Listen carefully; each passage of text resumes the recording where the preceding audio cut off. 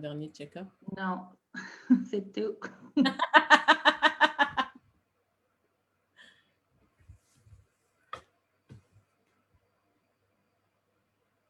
Bonjour, bonsoir et bienvenue à tous.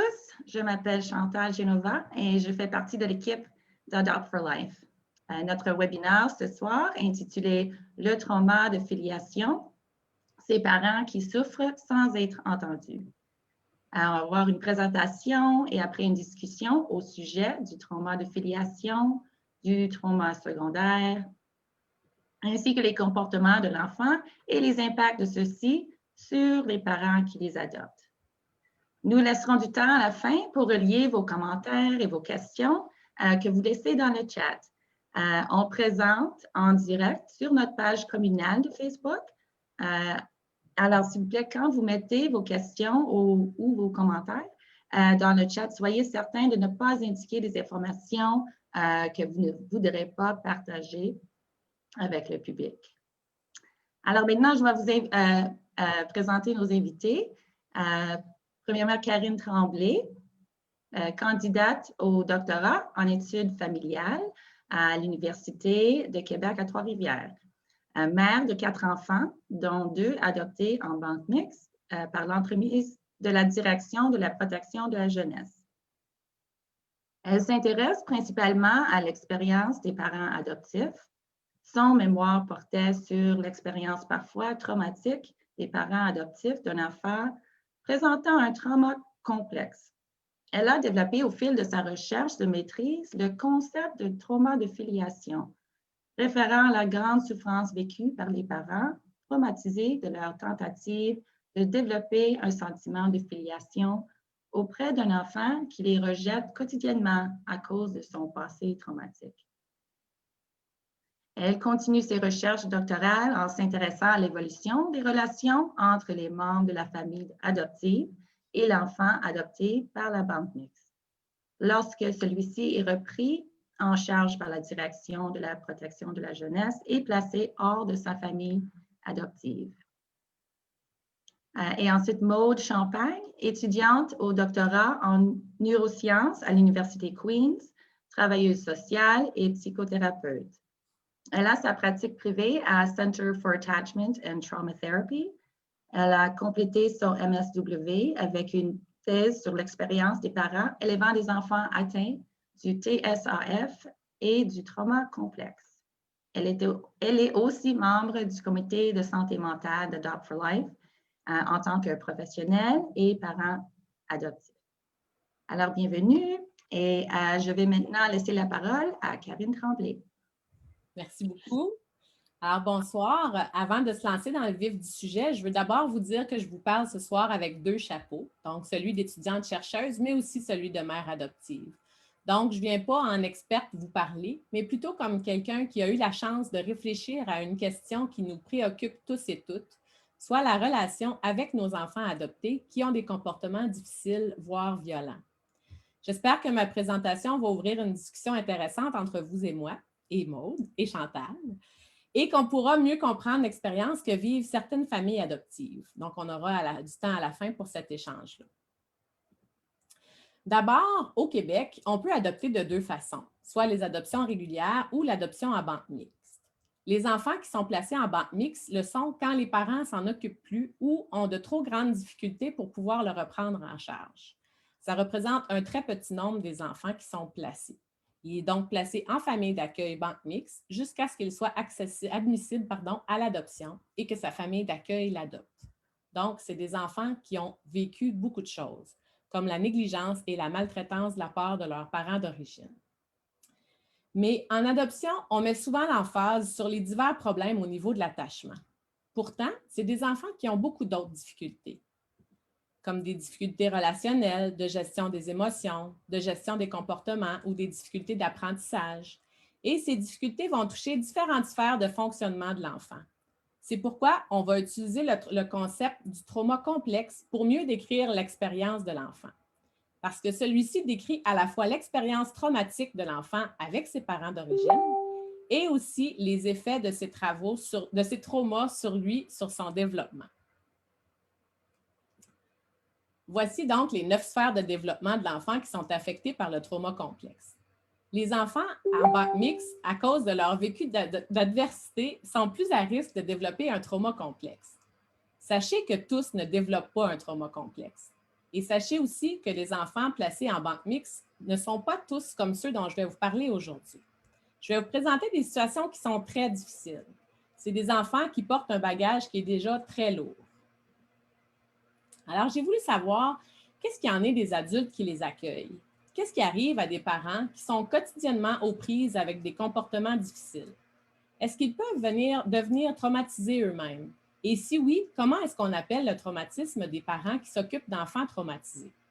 Donc, quand j'ai fait ma recension, ce qui est sorti, c'était le trauma secondaire. Alors, ma question de recherche était: quelle est l'expérience de trauma secondaire des parents adoptifs banque mixte adoptant un enfant présentant les symptômes d'un trauma complexe? J'ai fait une recherche qualitative exploratoire pour répondre à ça. Et j'ai rencontré 12 parents, donc 9 mères et 3 pères. Alors, c'est très possible que je parle plus souvent des participantes à cause qu'il y avait un plus grand nombre de femmes. Et je les ai rencontrées pour des entrevues d'une durée d'1 heure et demie à 3 heures. Mais d'où vient le terme trauma secondaire? Donc, c'est Figley qui, le premier, s'est intéressé à l'impact du retour dans leur famille des vétérans de la guerre du Vietnam traumatisés par leur expérience. Et il a découvert que le nombre réel de victimes d'un traumatisme était beaucoup plus grand que celui qui était connu, car en plus de la victime directe, il y a toutes les victimes indirectes. Donc, il a dit que prendre soin d'une personne traumatisée peut épuiser émotivement, et à cause de la proximité affective avec la victime, les membres de la famille peuvent aussi devenir des victimes. Par la suite, il s'est intéressé plus aux intervenants qui aidaient les victimes directes et qui souffraient d'entendre ces histoires traumatiques. Donc, il y a plusieurs concepts qui sont sortis après ça, comme la fatigue de compassion, le trauma vicariant, le trouble de stress post-traumatique secondaire. Mais il y a très peu de littérature qui parle de la réalité spécifique des parents adoptifs ou même des parents de famille d'accueil. Pourtant, pour moi, il y a une distinction très importante entre le fait que pour les intervenants, il y a une séparation entre le milieu de travail et le milieu de vie, donc ils ont un lieu de sécurité, ce qui n'est pas le cas pour les parents adoptifs qui, eux, partagent leur milieu de vie, leur famille et n'ont pas de lieu de sécurité pour refaire le plein. Donc, j'ai demandé aux parents, c'était quoi les comportements difficiles de leurs enfants? Et ils m'ont dit, c'est des enfants qui sont très demandants, qui peuvent faire des crises régulières et très longues, qui peuvent avoir des problèmes d'automutilation, de troubles du sommeil. Au niveau de l'opposition, c'est des enfants qui vont tester le lien parental constamment. Ils peuvent aussi être très harcelants. Par exemple, il y en a une qui racontait que son fils pouvait uriner volontairement ailleurs que dans la toilette. Au niveau des troubles alimentaires, bien, ça peut être de manger n'importe quoi, ce qu'on appelle du pica. Donc, ça peut être de manger la mousse de couette, les cadres de fenêtre, ou bien ça peut être des enfants qui mangent en très grande quantité à l'insu du parent. Au niveau des difficultés relationnelles, c'est dans toutes les sphères de sa vie. Donc, avec la famille, les amis, la garderie, à l'école, dans les activités parascolaires, en centre d'accueil, avec les intervenants. Donc, c'est toujours des difficultés relationnelles. Au niveau des comportements dangereux, bien, il y a la question de la drogue, bien sûr. Il y en a qui ont parlé de vol, de fugue, d'idées suicidaires. Ce qui est ressorti beaucoup, c'est la violence inouïe. Donc, les parents m'ont parlé d'enfants qui crachent, qui mordent, qui peuvent détruire des pièces complètes de la maison, frapper les animaux, frapper les humains avec des objets, des coups de pied, des coups de poing, des coups de tête. Pardon. Et c'est des enfants qui ont divers diagnostics. Donc, j'ai une diapositive s'il y en a qui veulent plus d'infos à la fin, mais c'est vraiment avec toutes sortes de topos, d'autres choses qu'on ajoute à ça. Alors, vous imaginez bien que ces enfants ont besoin de services. Mais il y a peu de services au public et les délais sont trop longs. Les durées de service sont aussi trop courtes face à l'ampleur des difficultés des familles. Ce qui fait que les parents sont obligés d'aller chercher des services au privé pour l'enfant et pour eux-mêmes, que ce soit psychologue, neuropsy, orthophoniste, tutrice scolaire, ostéopathe, etc. C'est des services qui sont payés dans le privé et ça coûte très cher. Donc, vous imaginez, la facture s'accumule très rapidement. Aussi, c'est que les rendez-vous prennent un temps considérable dans l'horaire des parents et ça a même un impact sur leur capacité à faire leur travail. Par exemple, pour certaines, il faut souvent aller chercher l'enfant à l'école. C'est difficile quand on travaille. Aussi, quand l'enfant se désorganise, ben, elles ne peuvent plus rien faire de ce qu'elles étaient en train de faire. Donc, le parent doit arrêter et intervenir. Puis quand la crise dure des heures, ben, le repas ne se fait pas, les devoirs ne se font pas, les tâches ne se font pas. Donc, les débordements prennent une place considérable dans l'organisation familiale. Et le réseau s'éloigne parce que la situation est trop difficile, trop longtemps. Ça amène aussi des conflits dans le couple, sur l'éducation, sur les bonnes interventions à faire. Il y en a même qui se séparent. Ça amène aussi des difficultés avec la fratrie. Comme il y en a une qui me racontait, ma fille à moi me dit toujours que son frère, c'est pas son frère. Donc, c'est des difficultés. Les parents sont pris avec des conflits entre les frères et les sœurs comme ça. Et ça amène aussi des difficultés avec la famille élargie. Au niveau de la vie sociale, ça fait que les gens s'isolent de plus en plus et sortent de moins en moins parce que l'enfant se désorganise trop souvent à l'extérieur de la maison. C'est quoi un trauma, en fait? C'est quand une personne est submergée par une situation qui dépasse ses capacités d'adaptation. Elle ne trouve pas en elle les ressources pour y faire face, la tolérer, l'éviter ou la surmonter. Elle a peur pour son intégrité physique ou psychologique. Et la situation lui semble sans issue. Elle a une absence complète de contrôle et la dérégulation prend toute la place. Et c'est quoi secondaire? Bien, c'est quand le parent calque, sans le vouloir, les émotions intenses de son enfant et se laisse envahir. Le sans le vouloir est très important parce que c'est quelque chose qui se passe de façon inconsciente. Le parent devient envahi par des émotions, beaucoup d'émotions qui sont très fortes et qui ressemblent à rien de ce qu'il a connu. Puis quand le parent vit ça, bien, il a du mal à aider son enfant à se réguler parce que lui-même est dérégulé. Mais parlons-en de ces émotions. Donc, j'ai tenté de faire un tableau qui résumait les principales émotions dont les femmes ont parlé, les parents, pardon. Il y en a beaucoup plus que ça, mais je les ai mises de façon le plus synthétisée possible. Donc, elles ont parlé d'impuissance, de tristesse, de sentiment d'usure, de peur, de colère, de désabusement. Il y en a une qui a dit « Je me sens submergée, ça dépasse l'entendement ». La perte d'espoir, le sentiment d'échec, le sentiment d'incompétence, le mal à aimer. Je vais vous en parler un peu plus tard de celui-là. Mais je vous laisse entendre ici une participante. C'est frustré, là. Voyons, je vous donne tout ce que j'ai. Je suis allée comme puiser dans tout ce que j'avais, puis j'avais l'impression de donner le meilleur. J'avais plus rien pour moi, j'avais plus rien pour mon conjoint, j'avais plus rien pour moi. Tout allait aux filles. Puis, c'était pas encore assez. C'est comme des puits sans fond. À un moment donné, j'ai dit, je suis vraiment pas la bonne personne. Visiblement, il me manque quelque chose. Il y a quelque chose que je fais pas correct, ce sera jamais assez. Donc, la mère ici exprime combien cette parentalité est exigeante. Elle sent qu'il lui manque quelque chose pour réussir à être une bonne mère pour ses filles. Elle se sent désabusée, submergée, pas équipée pour faire face à tous ces enjeux, ce qui l'amène au profond sentiment d'impuissance. Au niveau de la santé physique, bon, vous voyez ici, j'ai toute une liste, mais je veux attirer votre attention sur celle qui est la plus importante pour moi, c'est l'épuisement. Il faut se rappeler que ces problèmes-là sont apparus suite à l'arrivée de l'enfant dans la famille. Ou s'ils étaient présents, ils se sont vraiment aggravés depuis l'arrivée de l'enfant. Donc, l'épuisement, c'est vraiment quelque chose qui était unanimement ressorti chez toutes les participantes. Elles sont épuisées. Et c'est la même chose pour la santé mentale. Ici, ce qui est sorti de plus important, c'est au niveau du stress et de l'hypervigilance. Donc, j'ai demandé aux participantes si elles pouvaient évaluer sur 10 leur niveau de stress et d'hypervigilance.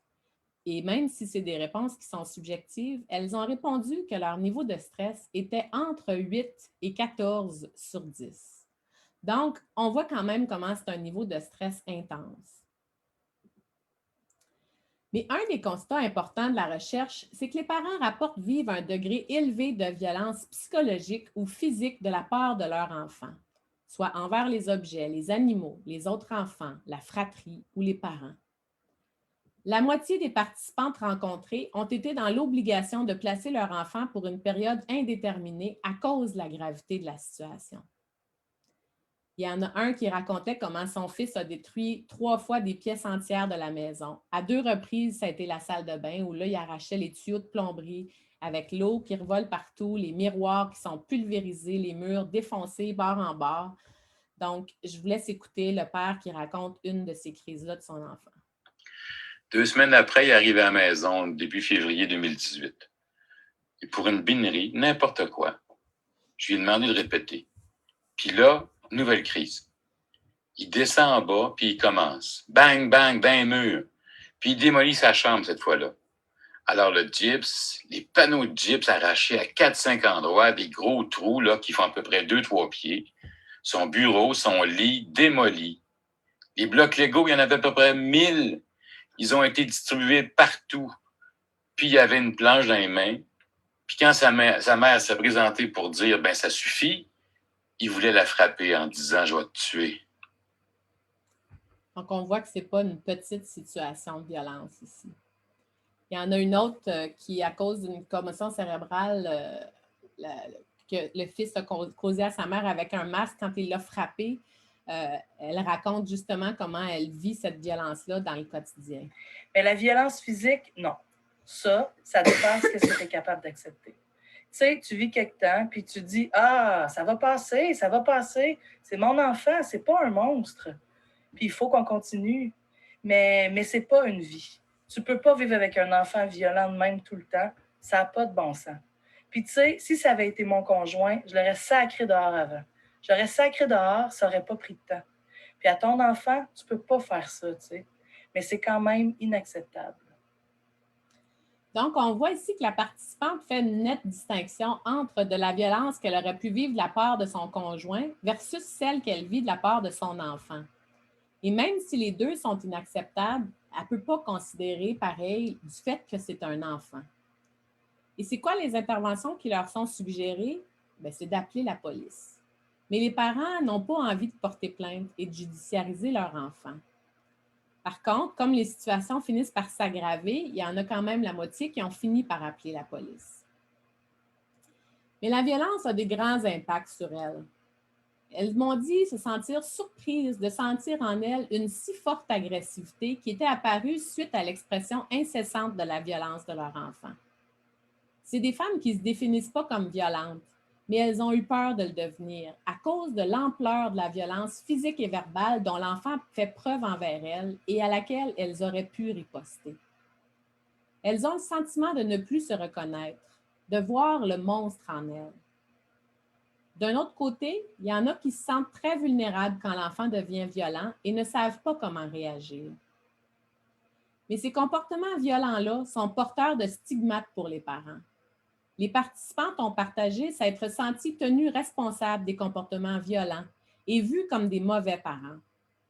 Elles ont aussi dit vivre de la honte parce qu'elles ont été évaluées comme des bons parents et elles ont le sentiment de vivre un échec dans leur rôle parental. Et un des constats que j'ai faits, c'est que les parents ont parlé de comportements violents, mais il n'y a personne qui a dit être violenté. Et ça m'a laissé avec beaucoup d'interrogations sur la perception de cette violence-là par les parents et la définition qu'ils en font. Il y a très peu d'écrits scientifiques sur cette réalité de la violence des jeunes envers leurs parents adoptifs. C'est pour ça que moi, je veux continuer ma recherche en ce sens-là. Je leur ai demandé, en fait, c'est quoi l'aide que vous avez obtenue? Et pourquoi j'ai mis en premier un proverbe autochtone qui dit « Ne juge aucun homme avant d'avoir marché avec ses mocassins durant 2 lunes ». C'est que les mères m'ont dit « J'aimerais ça que les gens viennent prendre ma place pendant 24 heures, juste pour voir comment c'est au quotidien. » Parce que souvent, l'enfant, il est calme à l'extérieur. Donc, quand les mères parlent des crises, les gens ne les croient pas parce qu'ils disent « Ben non, ça ne se peut pas, c'est pas vrai. » Donc, elles aimeraient que les gens puissent vivre dans le quotidien et voir ce que c'est.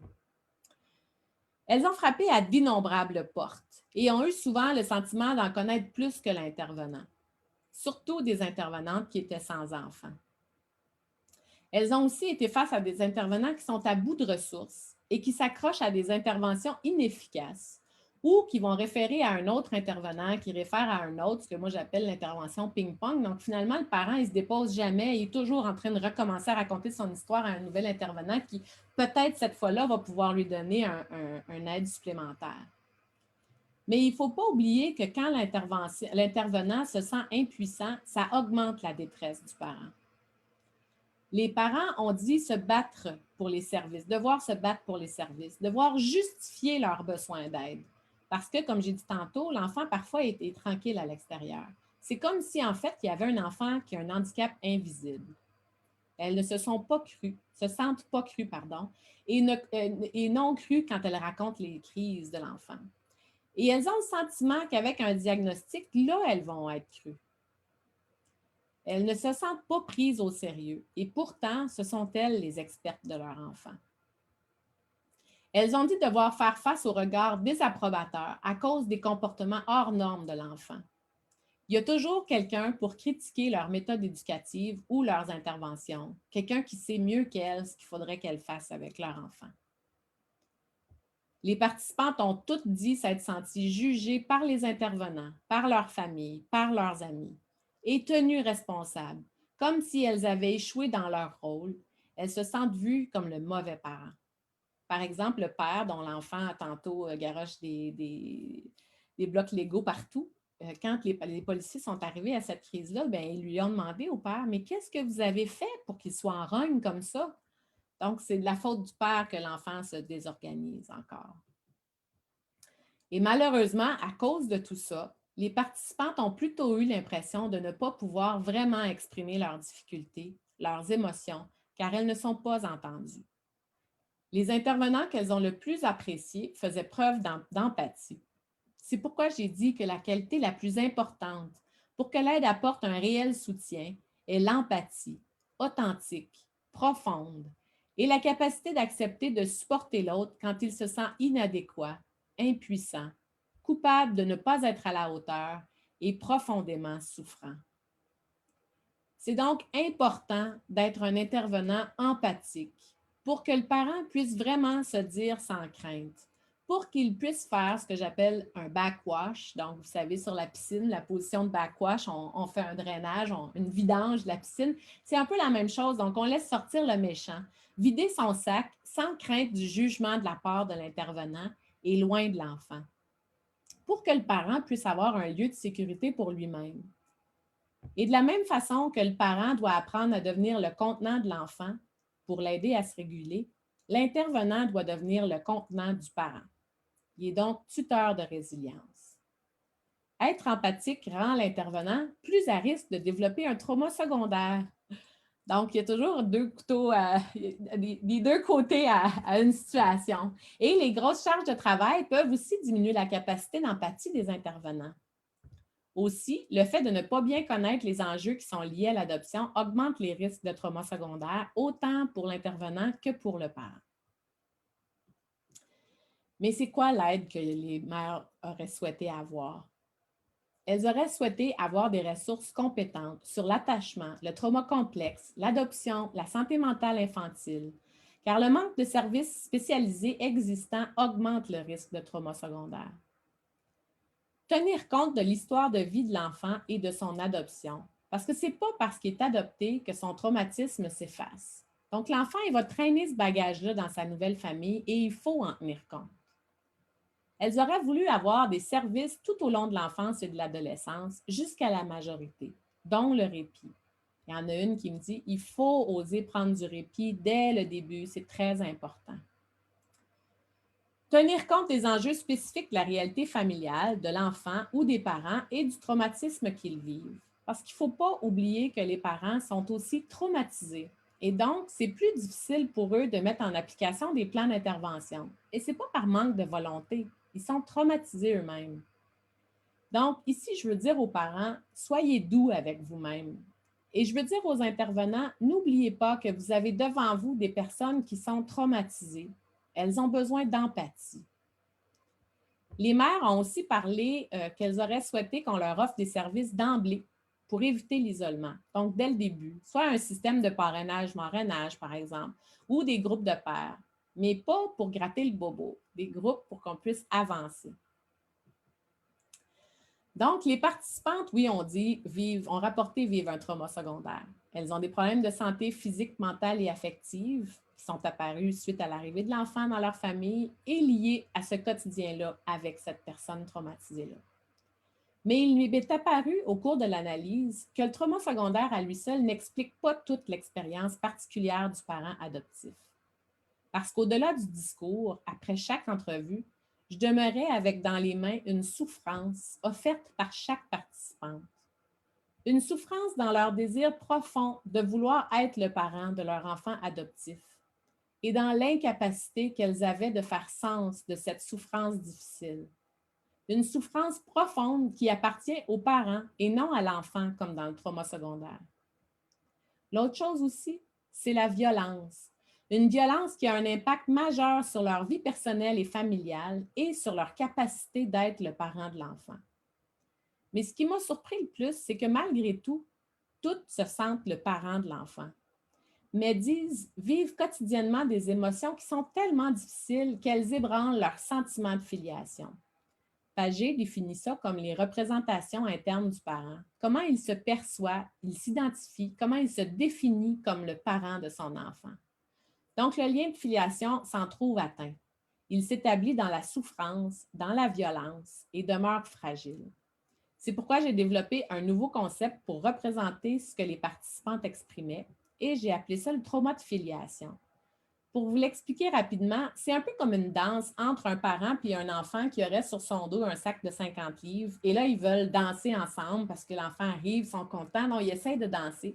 Mais bien sûr, l'enfant va être déséquilibré avec le 50 livres qu'il a sur le dos. Il penche par en arrière. Le parent essaie de l'attraper, pile sur son pied. L'enfant hurle. Donc, vous voyez ici comment on voit que c'est très disharmonieux comme danse. Mais c'est important de dire que le trauma de filiation ne remet pas en cause le sentiment de filiation, celui d'être le parent de l'enfant, mais bien que ce lien, quotidiennement, est souffrant d'une façon telle que le parent n'arrive plus à l'assumer. Donc, j'ai essayé de le représenter par une roue ici, qui représente le trauma de filiation, avec les 6 engrenages qui en font partie. Bon, les roues tournent toutes et s'interfluencent, mais il faut savoir qu'elles ne vont pas, dans la vraie vie, ne tournent pas nécessairement toutes à la même vitesse, à la même intensité. Ils ne prennent pas non plus nécessairement la même place. Mais pour faciliter l'explication, je les ai faites ici toutes pareilles.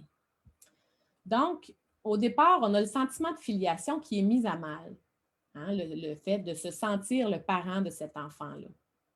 Le sentiment de légitimité est mis à l'épreuve parce que le parent ne reçoit pas la gratification d'être reconnu comme son parent par l'enfant qu'il rejette, ni le sentiment d'être important pour lui. Ça amène aussi une difficulté de se reconnaître dans son enfant parce que ses comportements ne correspondent pas à ses attentes. C'est des comportements qui sont vraiment difficiles et hors normes. Ils peuvent être violents et c'est inacceptable pour les parents. Donc, c'est très difficile à vivre. Ça engendre des émotions fortes qui sont calquées sur celles de l'enfant.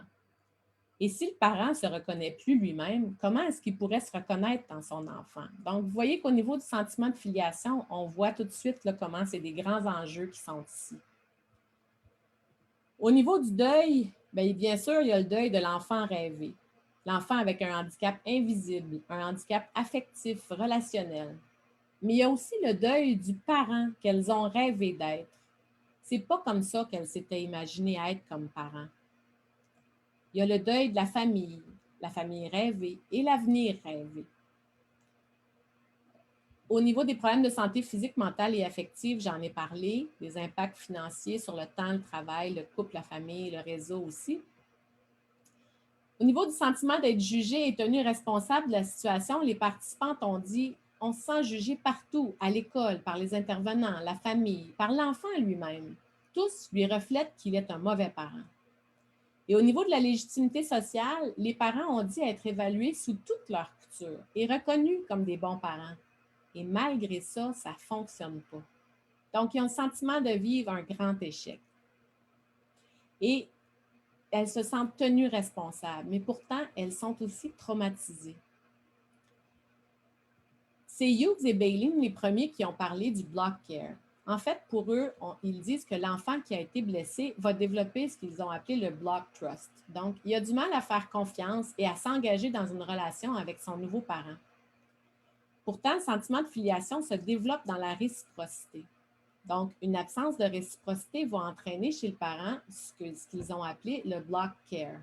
Donc, la capacité à offrir des soins empreints d'affection et d'empathie à leur enfant devient réduite, surtout parce qu'ils vivent constamment le rejet de leurs soins physiques et affectifs par l'enfant. Le parent se met à avoir une image négative de l'enfant. C'est dur de se sentir son parent. Et pour les auteurs, c'est un état qui devient chronique. Par contre, pour les participantes de ma recherche, ça ne semblait pas le cas. Il y a des journées où elles se sentent disponibles et capables de bien réagir aux crises de l'enfant, mais il y en a d'autres où c'est plus difficile de se faire rejeter ou violenter. Et là, elles ont plus de difficultés au niveau relationnel. Mais rappelons-nous qu'elles sont des mères et non des intervenantes. Et ça va créer une ambivalence affective. Parce que c'est difficile de demeurer au diapason avec un enfant qui refuse d'entrer dans une danse relationnelle avec elle. Pourtant, elles veulent se sentir sécurisantes pour l'enfant, même s'il présente des comportements excessivement difficiles, voire violents. Face à tout ça, j'en suis venue à déterminer des recommandations au niveau de la préparation pour les parents adoptifs. Je vais attirer votre attention sur certains d'entre eux. Le premier, dire les vraies affaires. Il faut que les parents, les prétendants à l'adoption, je ne sais pas le mot qui me vient, se fassent dire les vraies affaires. Il faut qu'ils entendent des témoignages qui présentent les difficultés réelles qui peuvent arriver, pas juste des belles histoires roses d'adoption. Il faut aussi développer des outils pour que les parents puissent connaître leur réponse au stress et y réagir rapidement pour éviter que le niveau d'intensité devienne trop élevé. Développer aussi des outils pour que les parents puissent améliorer leur capacité de mentalisation, donc leur capacité de se mettre à la place de l'autre, tenter de comprendre avec empathie ce que vit leur enfant et ce qu'il dit par ses comportements difficiles. Tout ça pour lui rester sensible. Par exemple, pouvoir comprendre que l'enfant ne cherche pas quand il s'oppose à eux. Mais le plus important, c'est de former les parents pour bien réagir face à la violence de l'enfant dès son apparition pour éviter l'escalade. Il existe différentes techniques comme Omega que les centres jeunesse ont au Québec pour les intervenants, mais il y a aussi des techniques de communication non violente. Il y en a toutes sortes, mais il faut en développer vraiment beaucoup parce qu'il faut que les parents soient équipés par rapport à ça. Donc, en conclusion, le trauma secondaire à lui seul n'explique pas toutes les difficultés des parents adoptifs mixtes de ma recherche. Il ne faut pas oublier les éléments centraux de l'expérience des participantes. Ces mères adoptives, elles vivent une souffrance intense, quotidienne, constante. Les enfants souffrent, mais les parents souffrent aussi. Elles vivent aussi de la violence de la part de leur enfant. Et il faut continuer la recherche à ce sujet-là. C'est très difficile de développer un lien parental avec un enfant quand la souffrance et la violence sont toujours présents. Ça engendre des répercussions aussi sur leur identité comme parents. C'est difficile de faire sens de cette expérience parentale. Ils vivent donc ce que j'ai appelé un trauma de filiation. Enfin, la question de l'aide est centrale dans ce qui devra être amélioré, car les parents rapportent n'avoir pas obtenu l'aide dont ils avaient besoin, même si ça a été correct pendant quelques temps ou une petite période. Il faut donc former les intervenants à une réelle empathie pour offrir des services pour toute la durée du parcours de l'enfance et de l'adolescence du jeune adopté, pour éviter les traumas, autant pour les enfants que pour les parents, pour éviter les placements et offrir une meilleure stabilité aux jeunes, et surtout pour éviter les ruptures d'adoption. Voilà.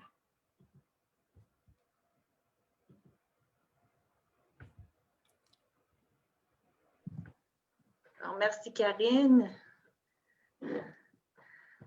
Alors, pour ceux qui regardent, si vous avez des questions, vous pouvez toujours les mettre dans le chat et je peux relier ça à Karine et Maude et on pourrait en discuter. Je sais qu'il y a des commentaires déjà qui relient le sens que oui, c'est ça, c'est ma expérience, mais les gens, ils souffrent en silence. Hein? Oui, en fait, c'est vraiment ça qui m'a frappé le plus quand j'ai rencontré les parents, c'est de voir à quel point finalement les parents cognent à toutes sortes de portes et se retrouvent avec une situation dont en fait ils ne savent pas comment la présenter non plus.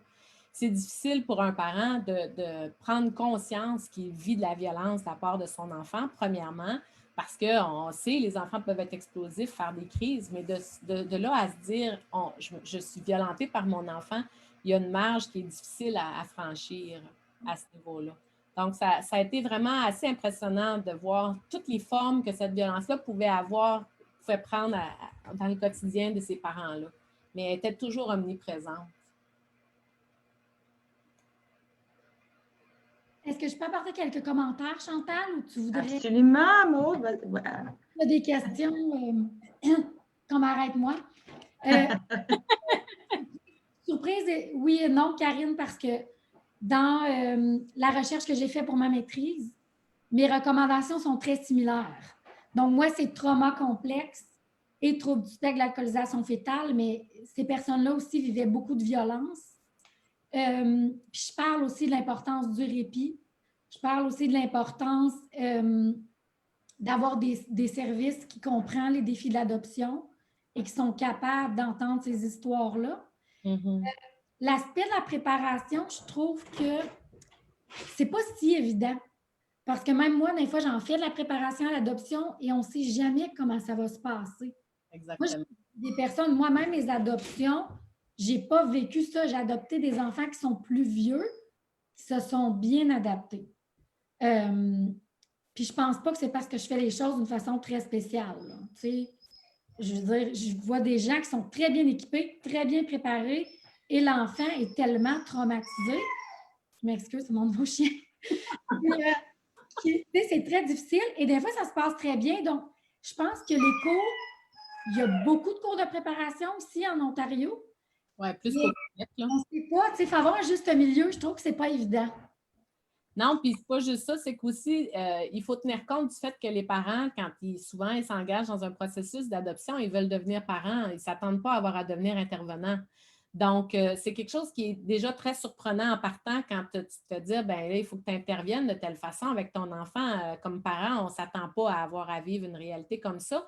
Puis, souvent, les parents arrivent quand même avec une idée d'histoire d'adoption positive, belle, puis un peu comme un rêve parce qu'ils n'ont pas nécessairement vécu la maternité ou la paternité biologique. Donc là, ils arrivent avec ce même élan-là, pensant que tout va aller de façon fluide. Et même s'ils entendent que ça peut être dur, entre l'entendre puis y faire face quand ça se passe, il y a quand même une marge qui est quand même forte pour certaines personnes. Donc, ça montre à quel point c'est important d'avoir un soutien avec des intervenants qui sont là pour justement s'assurer que, pas péter la balloune des parents, mais de faire en sorte qu'ils puissent justement rester groundés avec ce qu'ils vivent, puis être conscient que là, c'est une situation différente. Un peu pour avoir comme un drapeau rouge qui dit « Oups, attends un peu, là, tu sais. » Là, ce qui se passe avec ton enfant, c'est plus que ce que normalement on s'attend à voir. Il faut que tu agisses parce que souvent, comme ils sont très bien formés, c'est souvent des gens qui ont des études supérieures, qui ont quand même un bagage et tout ça, bien, ils s'attendent, ils accumulent des difficultés, ils accumulent des situations en se disant, ben non, je suis capable, je suis encore capable, je suis encore capable. Mais à un moment donné, quand ils sont plus capables, ils sont juste comme plus capables. Donc là, ça pète d'un coup parce que ils ont encaissé pendant longtemps toutes sortes de situations où on leur disait, ben oui, tu sais, s'ils allaient au CLSC, il y en a une qui me disait, moi, j'arrive là, tu sais, les intervenants, ils me disent, bien, je ne peux pas t'aider, là, tu sais. Elle dit, il faudrait que j'aille les 2 poignets coupés puis que je sois en sang à terre pour qu'ils m'aident parce que sinon, tu sais, j'ai une maîtrise, mon conjoint aussi, ma maison n'est pas en bordel, mais mes filles, ils sont violentes tout le temps. Donc, la situation, c'est ça l'affaire. C'est que finalement, ils ne sont pas pris au sérieux puis ils ne sont pas entendus dans tout ça, mais ils ne s'attendaient pas à ça, les parents. Donc, c'est important de pouvoir les soutenir pour que leurs lunettes évoluent en fonction de la vraie situation. C'est pour ça que ça prend des intervenants empathiques parce qu'il faut qu'ils soient capables justement de bien soutenir les parents, d'entendre les difficultés, mais de les soutenir pour que ça ne pète pas. Puis des fois, c'est ça qui est plus difficile, là, surtout à l'adolescence.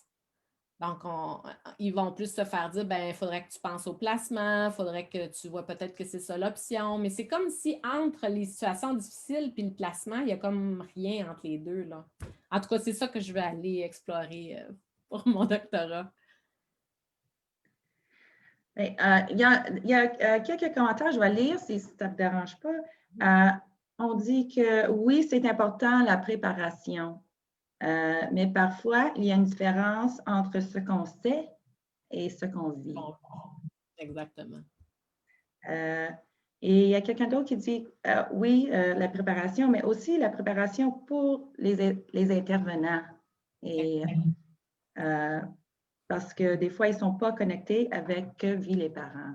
Exactement. Ça a été nommé chez toutes mes participantes, là. En fait, cogner à des portes, quand je dis qu'elle cogne à d'innombrables portes, c'est parce que justement, il arrive à une place puis il parle d'enjeux d'attachement. Puis là, juste la question de l'adoption, c'est tellement pas connu. Beaucoup d'intervenants pensent encore que parce que l'enfant est pris dans une famille qui est fonctionnelle, qui a été évaluée, qui a de l'allure, bien, ça va être correct. Ils vont l'aimer, puis tout va s'en aller. Donc, ils n'ont pas conscience que malgré ça, il va avoir des enjeux super importants qui vont se développer avec cet enfant-là. Puis on ne peut pas juste dire, bien, il est comme les autres, puis il continue comme les autres. Non. Alors, il faut qu'il soit formé à déjà déceler que la question de l'adoption amène un élément supplémentaire face à ça.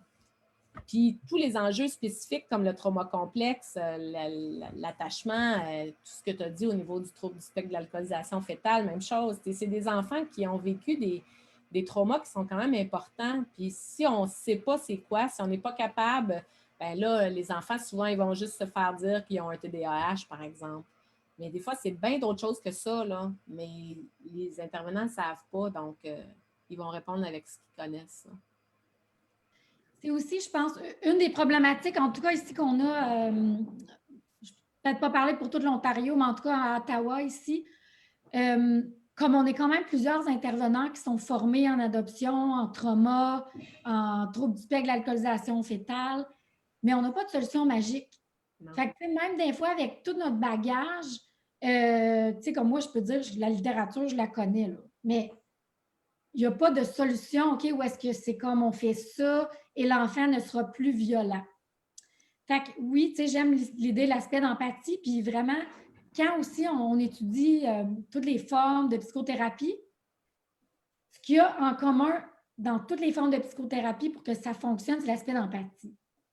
Fait que oui, il y a ça, mais je pense qu'on, comme là, on peut avec Adopt for Life et en tant que communauté, on est dans une démarche où est-ce qu'on dit OK, ce qu'on fait, ce n'est pas assez. Qu'est-ce qu'on peut développer comme approche, comme intervention? Puis on est dans cette réflexion-là à regarder, bon, qu'est-ce qu'on pourrait mettre en place pour aider les familles? Ce n'est pas juste les thérapeutes ou les, comme nous, c'est CAS, mais je veux dire, ça, c'est des rencontres, mais ça prend toute une communauté pour éduquer ces enfants-là. Il faut que la police soit formée pour quand ils y aillent, ils ne sont pas un facteur aggravant. Je veux dire, oui, des fois, il faut que la police elle soit appelée quand c'est trop dangereux, mais est-ce qu'on peut avoir des unités de santé mentale qui vont avec eux, qui font ça d'une bonne façon? Comme tu dis, les parents ils ont à choisir entre je garde mon enfant sans répit en vivant de la violence ou je le place. Mais c'est quoi l'entre-deux? Mm-hmm. Qu'il pourrait avoir, tu sais. Puis il y a beaucoup de parents qui demandent du répit et il y en a quand ils sont rendus à dire « je retourne l'enfant, OK, on va te donner du répit ». C'est ça. C'est rendu trop loin, trop tard. C'est bien plus dur à ramener.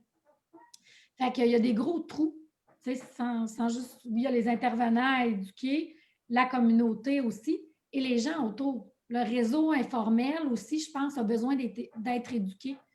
Comme... C'est une des choses que j'ai mis dans la préparation, en fait, qu'une des auteurs, j'avais lu, qui avait dit que je trouvais ça super intéressant. Il faudrait que les familles puissent avoir une ou deux personnes dans leur cercle plus élargi qui seraient formées aussi avec eux pour être capables justement de voir « Oups, là, tu commences à être un peu trop stressé, il y a quelque chose qui ne va pas. Donc, allumer les cloches, mais dans le réseau proche. l'autre chose aussi, quand on dit que c'est les parents qui sont les experts des enfants, malheureusement, le système, comment il est fait, c'est pas ça pour personne. Hein? On ne se cachera pas que c'est pas juste la question des enfants adoptés qui fait la différence. Par contre, quand tu arrives dans un milieu où le parent peut présenter son enfant à l'enseignant, au psychoéducateur de l'école, parler de ses enjeux d'attachement, parler de ses enjeux relationnels, puis qu'un travail d'équipe se fasse justement pour voir bien, de quelle façon est-ce que mon enfant il aurait besoin d'être soutenu aux récréations, comment mon enfant il a besoin, tu sais, dans la classe, quand tu vois que tout d'un coup, il n'écoute plus, là, bien, peut-être que c'est parce que quelque part, là, l'affectif prend tellement de place qu'il n'est plus disponible à rien d'autre. Est-ce que l'enseignant pourrait avoir un cue, quelque chose qui pourrait dire aux jeunes OK, là, il y a quelque chose qui ne va pas, tu sais, va à telle place pour pouvoir en parler, justement. Pas pour se calmer, il faut arrêter de vouloir calmer ça parce que c'est quelque chose qui est là, cette énergie-là, elle est là. Il faut être capable de permettre à cet enfant-là de l'exprimer, mais d'une façon qui soit soutenable et qui soit correcte pour tout le monde, qui ne vienne pas à blesser personne autour de lui.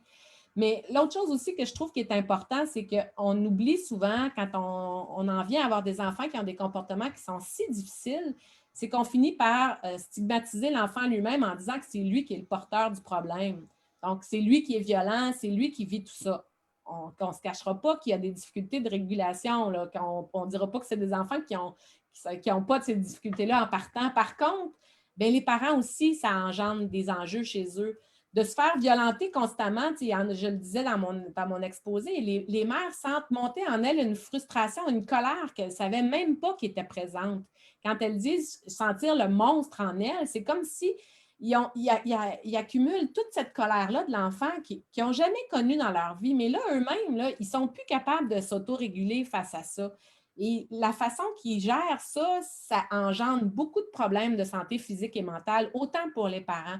Donc, si on ne tient pas compte de cette réalité-là, puis qu'on ne les soutient pas pour qu'ils puissent justement eux-mêmes faire le backwash, comme je disais, de cette émotion-là, mais on se tire dans le pied. Il faut soutenir le parent pour que lui puisse soutenir son enfant. C'est comme un peu dans un avion, quand tu crashes, ils disent c'est à toi de prendre l'oxygène avant de le donner à ton enfant, mais c'est dans la même façon là, de voir les choses. Oui, il y a d'autres commentaires qui disent que, comme tu disais avant, les services, ils ont juste reçu les services qu'ils avaient besoin après que l'enfant était placé. Puis quand ils voulaient demander ces services avant, ça n'arrivait pas. C'est pas possible. C'est ça. Il y a vraiment un gros ménage à faire dans le réseau. En tout cas, moi, je le vois plus pour le Québec, mais c'est certainement la même chose en Ontario. Là. Je me demande aussi, comme Adopt for Life, comme une organisation pour les parents adoptifs, qu'est-ce qu'on peut faire pour que ces parents soient entendus, aidés, qu'il ait le soutien d'une communauté. Alors, c'est une question que je pose à vous. Qu'est-ce qu'on peut faire? Pas à vous, Karine, mais à vous qui regarde. Donnez-moi tout le monde. Tout le monde. Oui, comment est-ce qu'on peut faire village autour de tous ces enfants-là? C'est la question la plus importante, je pense. Le problème, c'est qu'on a une société qui est tellement individualisée. On a notre projet familial d'avoir des enfants. On vit ça tout seul. Puis là, quand on entend les gens qui n'ont plus de réseau autour d'eux, qui même quand il y en avait un, finissent par plus en avoir parce que, comme disait la participante, c'est trop dur, trop longtemps. Donc, c'est certain qu'à un moment donné, ils se retrouvent tout seuls, ces gens-là. Donc, même s'il y avait un réseau au départ, ils n'en ont plus quand ça devient comme ça.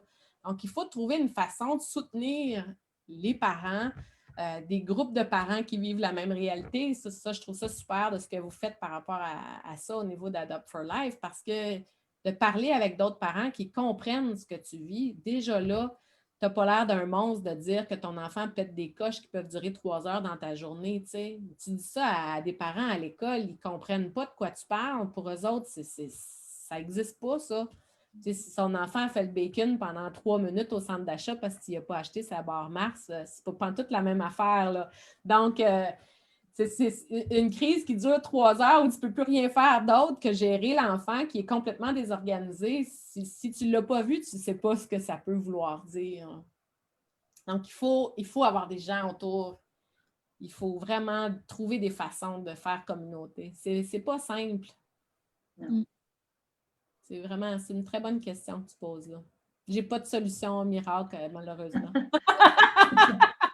Je suis vraiment intéressée de savoir ce que les gens disent un peu en commentaire. Je ne le vois pas de mon bord, mais Ouais, moi non plus. une des OK, choses, oui.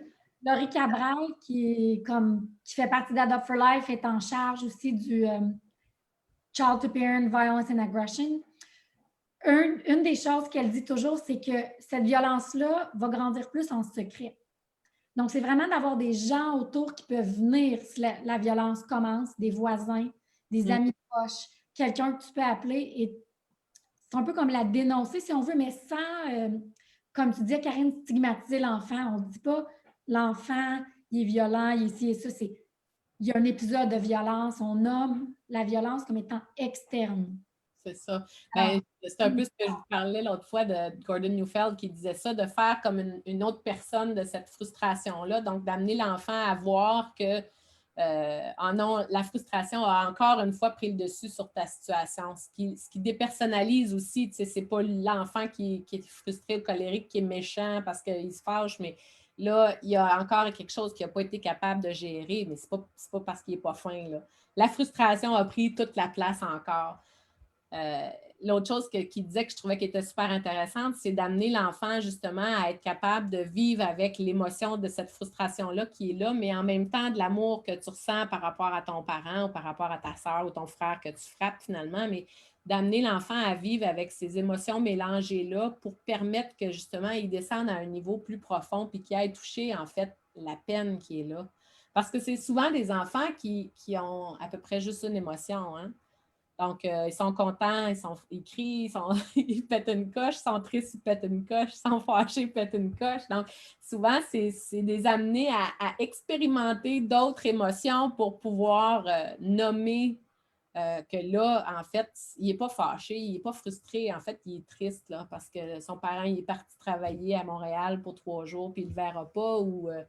Puis d'être capable de nommer ces choses-là, ça amène des situations qui sont frustrantes pour l'enfant, mais c'est ça, de soutenir dans tout ça. Mais c'est pas simple. Il faut avoir vraiment, développer des outils de formation pour qu'on soit des parents qui soient capables d'être sensibles à nos enfants, puis de comprendre que c'est pas la même chose, la parentalité adoptive, que la parentalité biologique. Et je pense que c'est quelque chose qui est un problème au départ, souvent quand les parents arrivent dans l'adoption et qui n'ont pas eu d'enfant biologique, bien, ils pensent que ça va être la même chose que s'ils avaient eu leur enfant bio, mais ce n'est pas comme ça que ça se passe. Puis ça prend vraiment des gens qui ont une capacité supplémentaire de se remettre en question, d'accueillir leur propre vulnérabilité, de se rendre compte que ouf, là, ça ne va pas bien pour moi non plus. Puis l'enfant va me faire vivre des choses que je ne m'attendais pas à vivre, va faire réactiver des traumas personnels que les parents peuvent avoir aussi, même si c'était bien traité, que ça allait bien, tout ça, mais là, arrivent des situations qui font ressurgir tout ça de façon inattendue, là. Donc, il faut que les parents soient conscients du travail personnel qu'ils vont avoir à faire encore plus grand que dans la parentalité biologique. J'ai un couple de commentaires. Un qui vient du Nouveau-Brunswick. Elle dit « L'attente pour des services est incroyable. Ouais. Cette année même, on m'a dit que pour faire évaluer ma fille par un psychologue de la région, il y a une attente de 4 ans. Oh mon Dieu! Incroyable. Une autre question qui vient du Québec. Demande. Est-il utopique de croire qu'un jour au Québec, chaque région aura dans son CLSC au moins un TS spécialisé en adoption? Ben, moi, j'aime bien l'utopie, là. Fait que moi, je peux travailler là-dessus, c'est clair. J'aimerais bien ça, moi aussi, que ça soit comme ça. Moi, je dirais, Karine, en tout cas, pour avoir adopté au Québec, c'est quelqu'un qui a le dossier de l'adoption sur sa table. Est-ce que c'est un spécialiste de l'adoption? Ça, c'est une autre histoire. Parce qu'il y a beaucoup de va-et-vient. Les gens ici au Québec sont tellement... ils en mettent trop sur les intervenants, donc c'est une petite case qui ont l'adoption, puis ils ont lu le livre de Joanne Lemieux. Fait que là, ils sont experts, tu sais. Mais Je ne sais pas. Je pense que honnêtement, avec le COVID, ça amène bien du trouble, mais on réalise qu'on peut donner des services virtuels. Oui. Puis, moi, je commence à penser que quand on se va vers des services qui sont très spécialisés, le virtuel, c'est une option. Ça ne règle pas tout, là, mais je pense que c'est peut-être une partie, en tout cas, de la solution là, pour des trucs qui sont plus spécialisés.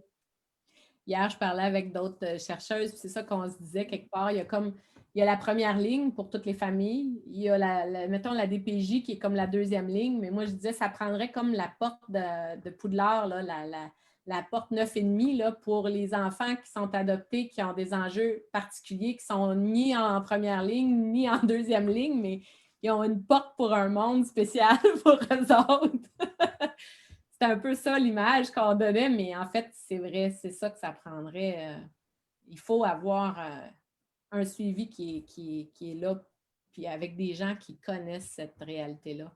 Mais pourtant, les pourcentages, il y a quand même beaucoup de personnes adoptées, plus qu'on le croirait dans nos vies là, autour de nous, puis tout ça. Donc, c'est un enjeu important. Là. Ouais. Bon, il nous reste juste quelques minutes. Je sais, Karine, au mois de janvier, tu participes dans une conférence avec Pétale Québec. Ouais. Est-ce que tu peux en parler un peu? Ou... Ben, en fait, je vais présenter sensiblement ce que j'ai présenté ce soir, mais Okay. ça va être pour un auditoire de famille dont l'enfant a un trouble réactionnel de l'attachement. Donc, si les gens sont intéressés d'en discuter, il va y avoir aussi une heure de conversation après la conférence. Merci. Alors, merci. On va vous remercier encore, Karine et Maud, d'être ici ce soir. Prendre le temps d'avoir cette discussion importante. Je pense qu'il y a beaucoup de parents qu'on a vu que sont vraiment touchés, que ce sujet est, on met la lumière sur ça. Ouais. Alors, c'est très important. J'espère. Ben, je sais que tu vas continuer ta recherche. Alors, tu vas nous visiter encore, j'espère. J'espère aussi. Ben, ça m'a fait plaisir, en tout cas. Puis si vous avez des questions, posez-les en dessous. Là, je ne sais pas dans quelle mesure je peux y avoir accès, moi, là, mais en tout cas, sinon, tu me relayeras les informations, Chantal. Puis, absolument. S'il y a des questions, je vais les relier directement à toi. Puis, on peut s'assurer d'avoir... on ne peut pas avoir toutes les réponses, mais on peut essayer. Ben, en tout cas, au moins de continuer la conversation. C'est un sujet qui est nouvellement mis sur le plancher, donc c'est important qu'on puisse... enfin en discuter puis oser en parler parce que c'est à cause de l'échec que je parlais tantôt que les parents semblent vivre souvent comme parents en se disant « je manque mon coup, ça va pas bien », c'est une des choses qui fait que les parents n'en parlent pas beaucoup non plus parce qu'ils ne veulent pas se faire dire qu'ils ont manqué leur coup. C'est difficile comme parents à vivre. Là. Donc, c'est ça. C'est des enjeux importants dont il faut parler. Chantal, elle a freezé. Je ne sais pas si moi j'ai freezé. On ne réagit pas. Je ne sais pas si nous aussi, on a freeze. T'es both freezing. Est-ce que moi, je suis frozen aussi? Je ne sais pas. Mais merci. Puis Karine, en fait, moi et Karine, on s'était rencontrés dans une retraite d'écriture pour nos recherches. Puis on a vraiment tout de suite dit « Ah, mon Dieu, on aime les mêmes affaires, les deux parents adoptifs. » Puis on vient de la même place. Je t'écoutais parler, on a le même accent.